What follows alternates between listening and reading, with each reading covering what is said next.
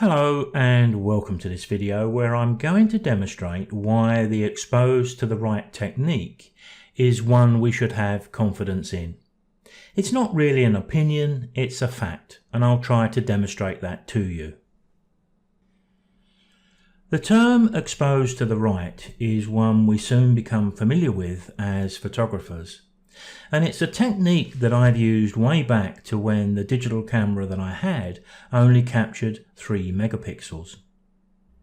Now, I met an amateur wildlife photographer recently with a bag full of expensive equipment who was willingly, or maybe unknowingly, throwing away image quality. He proudly told me that he always underexposes his shots so that he doesn't lose highlights. Is he right? Well, every photographic situation and image has its differences, but generally speaking, I'd say no, he's not right. Does it make sense to chase image quality with some of the best equipment you can buy, only to possibly throw a significant amount of that away with poor technique? Now here I have a couple of images which may demonstrate what the issues are. But first, let's look at the exposure of both of these images. Looking at the image on the right first of all, this is the one which I've labelled exposed to the right. You can see that much of the exposure information is identical. But what I've done is to give a little more exposure here. In fact, about 1/3 of a stop more exposure in this image than the camera would have liked to have given. When we look at the image on the left, you can see, although we've got a faster shutter speed, the f-stop is the same and so is the ISO and also the focal length of the lens. But the only real difference is here we've got about 1 2/3 of a stop underexposed. When we look at these two thumbnails, the one on the left is probably the one that most people are drawn to, because when you look at the one on the right, it looks weak, pale, and insipid. Now, with the lighter of the two images opened up into Adobe Camera Raw, I've always described this technique as squeezing as much light into the sensor as we possibly can, but without going that step too far where we start to lose highlights to the degree where they then become the issue. Now we have an LCD screen on the back of the camera to guide us. We can often set up highlight warnings on our camera, and we can also view the histogram on the back of the camera. So we do have ways to be able to squeeze as much light into the sensor without going too far. In this contrasty situation, we're going to be manipulating this image down from light tones towards darker ones. In the darker image, which we'll manipulate in a moment, we're going to be working that image up from dark tones to lighter ones, and that is what can affect the image quality. So let's do just a little bit of work on this image starting in the basic tab. What I'm going to do straight away is to go to the highlights and bring them down, and the shadows and push them up. Then I'm going to regulate most of the image tone by dropping down the exposure. So I'll get the image down to something which I think is about right. I think the temperature is a little bit on the cool side. You can see a lot of blue tone in the croc's head. So I'm just going to move that up a little bit, not that much, just to warm the image. In normal circumstances, we may add a little bit of clarity, but I'll keep it minimal, and we may even add a little bit of vibrance, but I'll keep that minimal too. Now, we've done nothing with the noise suppression. We haven't even been anywhere near the detail tab. So what I'm going to do here is open this image up into Photoshop. Now, as you can see by the spinning round of the screen, I've gone straight back into Bridge and I've opened up the darker of the two. Let's do a similar thing here to what we did a few moments ago.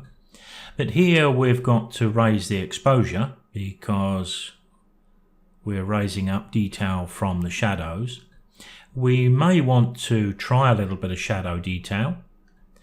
Once again, I'll just add a little bit of warmth here to take that blueness away in the croc's head, but nothing significant. And again, a little bit of clarity, not much, and a little bit of vibrance. And that's all. Let's open this image up into Photoshop. Now, with both images opened up into Photoshop, I'm going to drag out the underexposed image from the top of the screen. With the Move tool selected and holding the Shift key, I'm going to click drag and drop.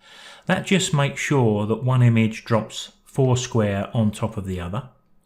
This one we don't really need anymore. I can close that down without saving because I've got both layers now in the Layers palette.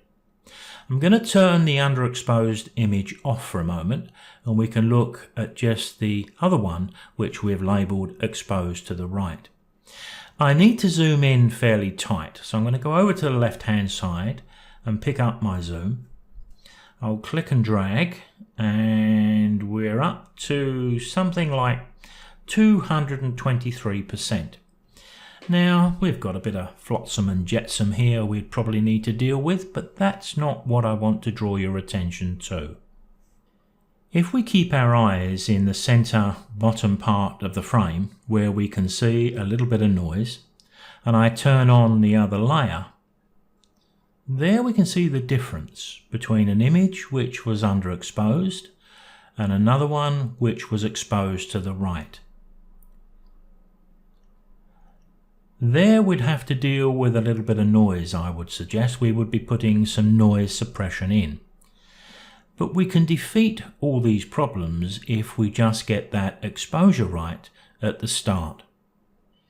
Now, I like the exposure to the right technique because it works well in situations like this where the subject is in contrasty lighting conditions, but it also works well when we're on the beach, maybe taking a landscape during the golden hour, morning or evening, when the light is much softer. Now, when we hit Ctrl 0 and fit both of those layered images back onto the screen, we can hardly see a difference between the underexposed version and the exposed to the right. But we know it's there because as soon as we zoom in just a little bit we can see it, and if we made a print of this then we certainly would see the difference between the two. And there doesn't seem to be a great deal of point in working very hard to capture our images and throwing away some of the quality with the exposure that we've given.